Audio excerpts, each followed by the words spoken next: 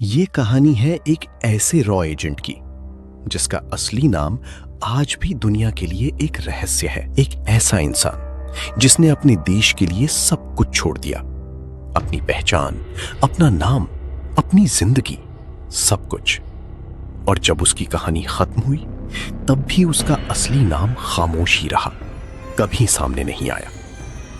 ये कहानी है रविंद्र कौशिक की, जिसे दुनिया ब्लैक टाइगर के नाम से जानती है। राजस्थान के एक छोटे से शहर में जन्मा एक साधारण लड़का। उसकी जिंदगी आम थी, सपने भी आम थे, लेकिन उसके अंदर एक खास बात थी। वो किसी भी किरदार में खुद को पूरी तरह ढाल सकता था। यही गुण उसकी जिंदगी हमेशा के लिए बदल गया। कॉलेज के दिनों में ही रॉ के अधिकारियों की नजर उस पर पड़ी। उन्हें लगा ये लड़का दुश्मन देश में जाकर भी बिना पकड़े रह सकता है। फिर शुरू हुई उसकी असली कहानी।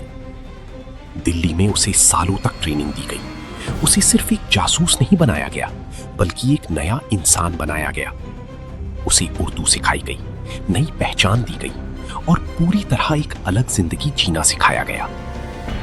धीरे धीरे रविंद्र कौशिक खत्म हो रहा था और उसकी जगह एक नया इंसान जन्म ले रहा था। फिर उसे एक नया नाम दिया गया, नबी अहमद शाकिर। उस दिन से उसका असली नाम सिर्फ फाइलों में रह गया। साल 1975, सिर्फ 23 साल की उम्र में उसे पाकिस्तान भेज दिया गया, एक ऐसे मिशन पर जहां से वापसी लगभग नामुमकिन थी। पाकिस्तान पहुंचकर उसने अपनी नई जिंदगी शुरू की। कराची यूनिवर्सिटी में दाखिला लिया और कानून की पढ़ाई की। धीरे धीरे वो पाकिस्तान आर्मी के सिस्टम तक पहुंच गया, एक साधारण क्लर्क के रूप में। लेकिन उसका काम कुछ और था।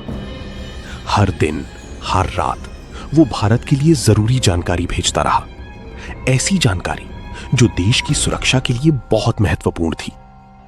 उसकी बहादुरी और काम को देखकर तत्कालीन प्रधानमंत्री इंदिरा गांधी ने उसे एक नाम दिया, ब्लैक टाइगर।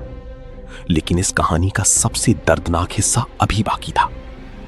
एक जासूस की जिंदगी का सबसे बड़ा नियम होता है, उसकी कोई असली पहचान नहीं होती।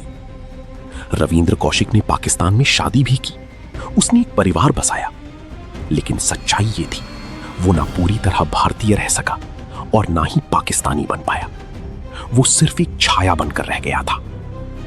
1979 से 1983 तक उसने भारत को कई महत्वपूर्ण जानकारियां भेजी, जिनसे कई बड़े खतरे टल गए। लेकिन हर कहानी में एक मोड़ आता है। 1983 में एक और भारतीय एजेंट पकड़ा गया और पूछताछ के दौरान उसने रविंद्र कौशिक की पहचान उजागर कर दी। बस उसी पल सब कुछ खत्म हो गया। रविंद्र कौशिक गिरफ्तार कर लिया गया, उस पर जासूसी का केस चला और उसे कड़ी सजा सुनाई गई। इसके बाद उसकी जिंदगी जेलों में बीतने लगी। अकेलापन, दर्द और खामोशी। सालों तक वो अलग अलग जेलों में रहा। कहती है उसने अपने परिवार को कुछ पत्र भी लिखे, जिनमें उसने अपनी तकलीफें बताई, लेकिन उसने कभी अपनी मिशन के बारे में पूरी सच्चाई बाहर नहीं आने दी। वो आखिरी सांस तक अपने देश का एजेंट ही बना रहा। साल 2001 में पाकिस्तान की जेल में ही उसकी मौत हो गई। न कोई सम्मान, न कोई पहचान, बस एक खामोश अंत। एक ऐसा इंसान जो अपने देश के लिए जिया भी और उसी के लिए खो भी गया। आज भी जब हम देश की सुरक्षा की बात करते हैं तो याद रखना चाहिए, कुछ कहानियां इतिहास में लिखी नहीं जाती, लेकिन इतिहास उन्हीं की वजह से बनता है। और शायद कहीं ब्लैक टाइगर जैसे लोग आज भी बिना नाम के देश के लिए काम कर रहे हैं।